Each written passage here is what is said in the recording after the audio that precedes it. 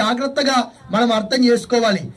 వాక్యమును సమృద్ధిగా నివసింపనిస్తే పాపమునకు వేరుగా అనే అనుభవంలోనికి వాక్యం మనల్ని నడిపిస్తుంది.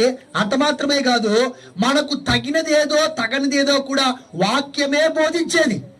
119:11 ఏముంది? కీర్తన 119:11 నీ ఎదుట నేను పాపము చేయకున్నట్లు నా హృదయములో నీ వాక్యమును ఉంచుకొని ఉన్నాను.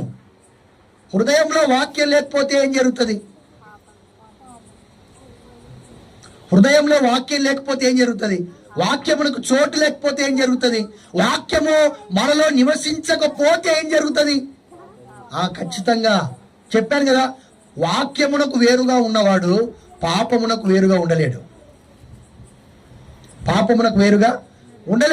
సమృద్ధిగా వాక్యమును నివసింపజేసేవాడే పాపమునకు వేరుగా అనే అనుభవతంలో